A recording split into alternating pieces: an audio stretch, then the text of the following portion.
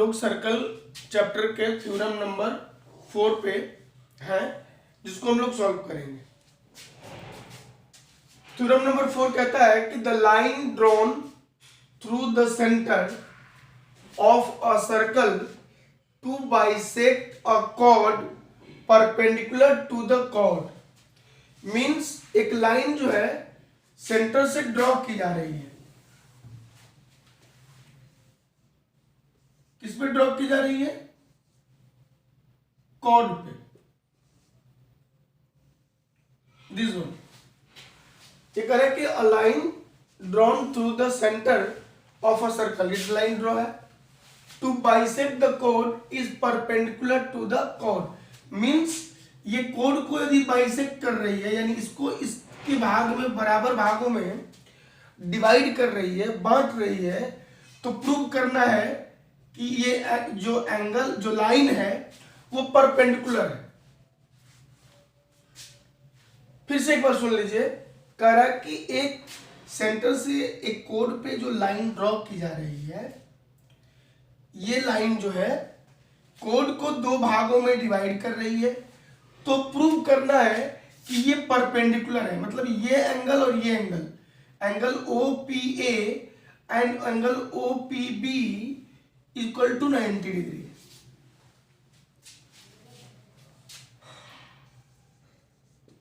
इसमें हम क्या मान लेंगे? आप कोड को मान सकते हैं, सेंटर को मान सकते हैं। तो लेट द कोड of circle be AB and O is the center of the circle।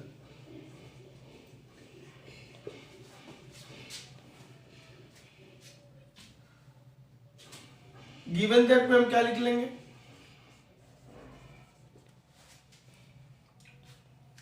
A line ड्रॉन फ्रॉम द सेंटर, तो ये किसको डिवाइड कर रही है? AB को डिवाइड कर रही है, तो हम इसमें क्या लिख देंगे? AP is equal to PB and required to prove हमारा है, रिक्वायर्ड टू प्रूव है angle OPA, angle OPA is equal to angle OPB is equal to 90 degree. Perpendicular का मतलब यही होता है। इसको हम लोग ऐसे भी लिख सकते हैं कि OP perpendicular to AB। This is condition. आप ये लिख सकते हैं या ये लिख सकते हैं। प्रूफ पे चलते हैं। कौन सा ट्रायंगल लेना पड़ेगा हमको? OPA, क्योंकि ये कंस्ट्रक्शन का पार्ट है। ज्वाइन OA एंड OB, हमने ज्वाइन कर लिया। अब क्या करेंगे हम?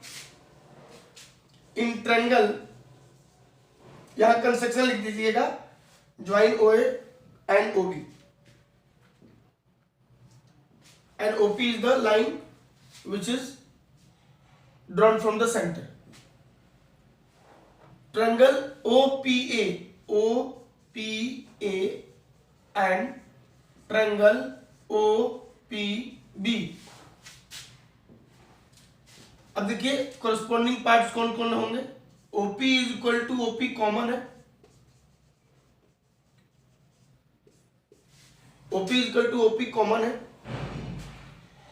OA is equal to OB है, OA is equal to OB है, क्योंकि ये रेडियाई है। तीसरा चीज इसमें है AP is equal to PB, ये भी गिवन है। देयरफॉर बाई, अब क्राइटेरिया देखना है, ये इसके इक्वल रेडियाई है, ये गिवन है और ये कॉमन है। तीनों कंडीशन में हम साइड की बात करते हैं, तो by side side side criteria,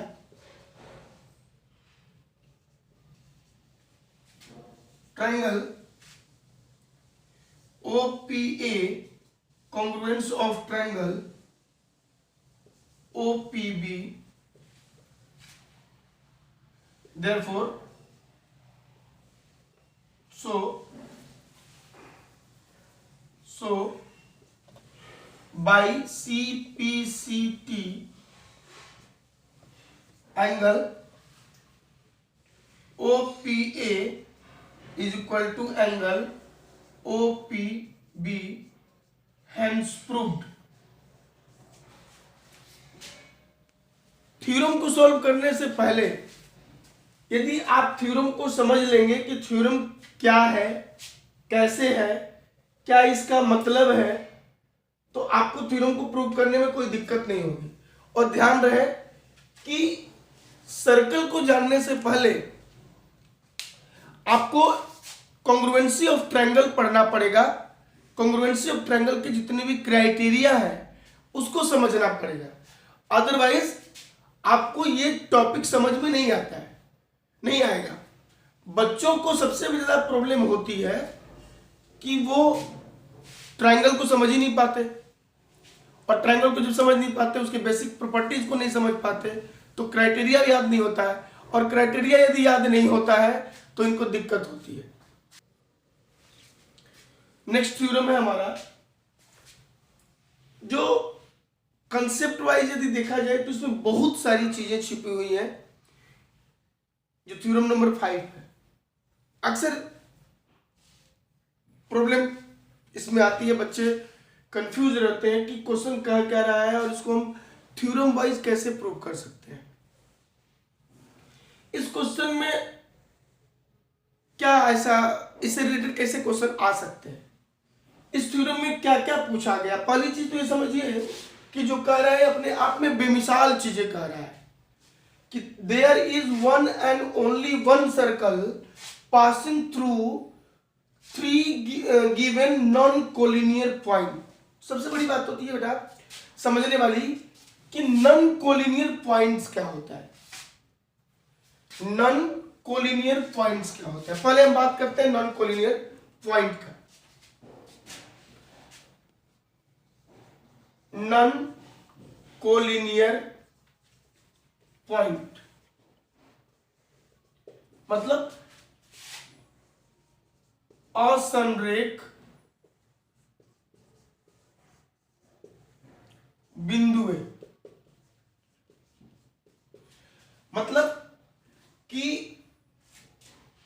3 बिंदुएं ऐसी हैं जो एक ही रेखा पे ना हो। When 3 or more point lie on the same straight line या same straight path, that is called collinear। जैसे ये क्या है, 3 पॉइंट एक स्ट्रेट लाइन पे है, तो इसको हम बोलते हैं कोलिनियर। कोलिनियर बोलते हैं, संरेख बोलते हैं। मतलब एक सीधी लाइन पे तीनों पॉइंट सिचुएटेड है। इसका कोई मतलब नहीं है कि ये पॉइंट एक दूसरे के पास है कि दूर है, वो अलग का मैटर है।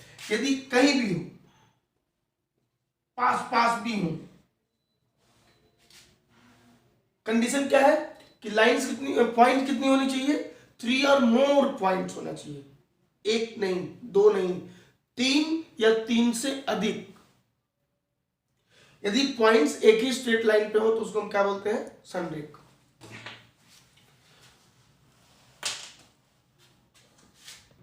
सो अब हम बात करेंगे नॉन कोलिनियर पॉइंट के बारे में। ये नॉन कोलिनियर पॉइंट पे जो कह रहा है कि यदि 3 नॉन कोलिनियर पॉइंट है तो उससे केवल एक सर्कल ड्रॉ किया जा सकता है। एक सर्कल ड्रॉ करने का मतलब क्या हुआ कि उस 3 नॉन कोलिनियर पॉइंट के पास एक सेंटर होगा। रेडियस बहुत सारे हो सकते हैं, लेकिन सेंटर जो डिस्टेंस होगी वो ऑलवेज भी कांस्टेंट होगी। किसकी, किसी भी पॉइंट ऑफ द सर्कमफ्रेंस की। ये सर्कल हो गया। सपोज नॉन कोलिनियर पॉइंट क्या हुआ कि तीनों लाइन एक स्ट्रेट लाइन पे नहीं है, मतलब एक यहां है, दूसरा यहां है और तीसरा यहां है। तो इससे दो क्वेश्चन बनते हैं, जैसे कि कोई भी सर्कल हो, इसका कोई पूछ दे कि आप सेंटर कैसे फाइंड आउट कर सकते हैं। ये इसके लिए इंपॉर्टेंट है थ्योरम, कि how to find the centre of a circle without knowing radius. तो by the help of 3 non collinear point you can find out the centre of circle. Join A B and BC। Bisect AB, मतलब compass और protractor आप लीजिए और इसको bisect करिए। तो bisect करने का रूल क्या होता है, एक से आधे से अधिक लेंगे या AB के इक्वल लेंथ ले लेंगे एक आर्क का, और पॉइंट A से इसको अप एंड डाउन कट कर देंगे। फिर से आधे से अधिक या AB के साइज का एक आर्क लेंगे और यहां से कट करेंगे। फिर उस आर्क को जो कंपास के माध्यम से लेंगे उसको आप बढ़ाएंगे घटाएंगे नहीं, no need to change the distance और the arcs length. So cut it from point B also. Same as BC में वही काम करेंगे, आधे से अधिक लेंगे या BC के बराबर एक आर्क लेंगे जो पॉइंट B से डाउन लेंगे और अप लेंगे, फिर C से उस पॉइंट को कट करेंगे, ज्वाइन कर देंगे इसको। देखिए जब इसको एक्सटेंड कर रहे हैं और इसको एक्सटेंड कर रहे हैं तो पॉइंट कहां मिल रहा है, ये जिस पॉइंट पे ये मीट करता है, जिस पॉइंट पे ये मीट करता है, ये सेंटर ऑफ सर्कल होगा।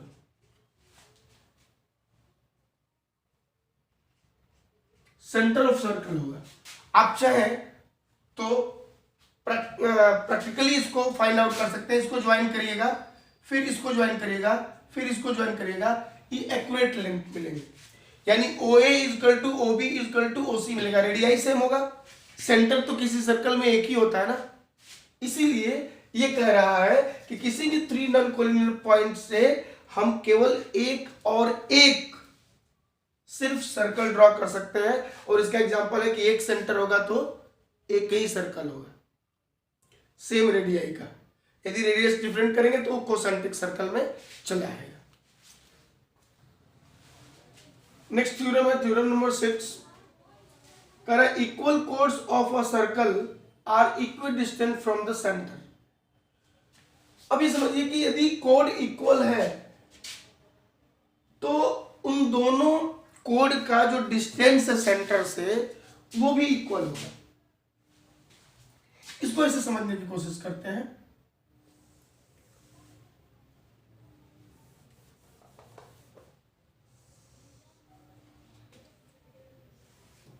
कोड है हमारा AB एंड CD।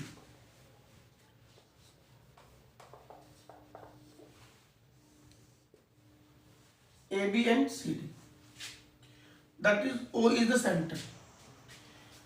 हमको क्या करना है कि एक लाइन ड्रॉ कर देनी है इस पे और इस पे। OP and OQ, OP and OQ prove करना है कि OP is equal to OQ। क्या कर सकते हैं, इसको ज्वाइन कर सकते हैं O to D and O to B। ध्यान समझिए, हम लोगों ने पढ़ा था कि एक लाइन ड्रॉ किया जाए यदि O सेंटर से किसी कोड पे तो क्या होता है, परपेंडिकुलर होता है। कोई भी लाइन सेंटर से कोड पे जो ड्रॉ की जाती है वो परपेंडिकुलर होता है, एक चीज। और दूसरा, ये कोड को दो इक्वल भागों में डिवाइड करता है, means that equal to this one and that equal to this one. 3 पाई कर दे रहे, अंडरस्टूड हो रहेगा।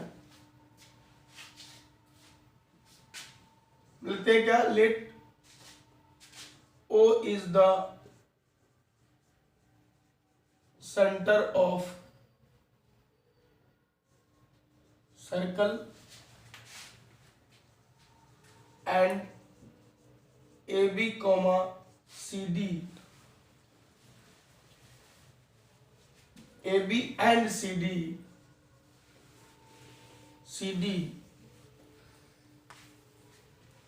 be chords, given that क्या है,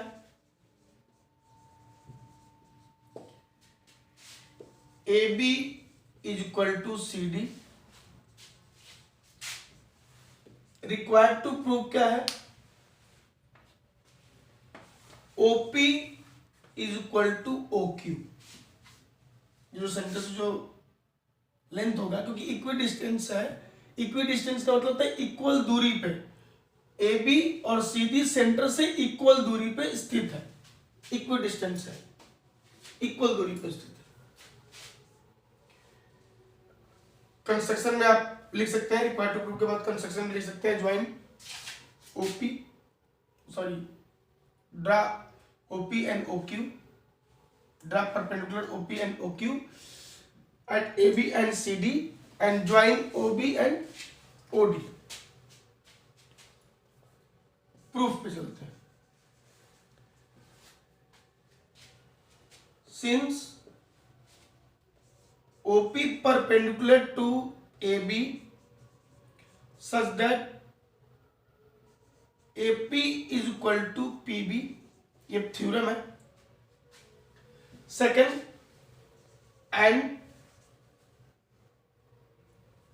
and OQ perpendicular to CD such that DQ is equal to CQ। अब चलते हैं now in triangle OPB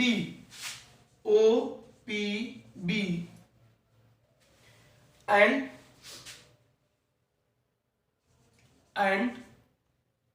OQ and triangle OQD।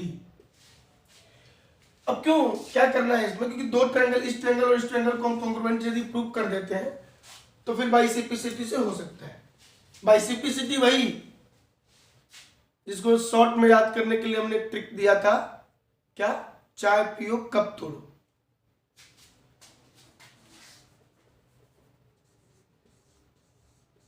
अब कोरस्पॉन्डिंग पार्ट पे चलते हैं, तो क्या मिलेगा, क्योंकि OP इक्वल टू OQ हमको प्रूव करना है तो हम इसको दिखा नहीं सकते, दिखाएंगे क्या, OB is equal to OD, radii है, angle OPB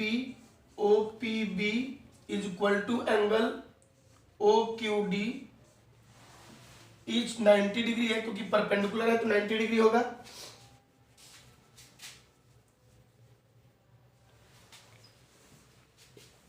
and third part हम दिखा क्या देंगे, PB is equal to QD। क्यों दिखाएंगे, क्योंकि यहां दिखाएंगे since AB is equal to CD given है, therefore AB by 2 is equal to CD by 2। अब यहां से हम देख लेंगे AB बाई 2, यानी PB भी लिख सकते हैं, AB भी लिख सकते हैं, लेकिन AB का आपको कोई रिक्वायरमेंट है नहीं, तो PB is equal to QD हम लिख सकते हैं। बाई कौन सी क्राइटेरिया लगेगा, देखिए राइट एंगल है, हाइपोटेनस इक्वल है और इसके साथ बेस इक्वल है, परपेंडिकुलर बेस में से बेस इक्वल है, तो लिखेंगे by RHS criteria triangle OPB congruence of triangle OQD, therefore OP is equal to OQ by CPCT, corresponding part of congruent triangle, इस triangle का corresponding part है, इसलिए इक्वल होगा, hence proved। Thank you very much।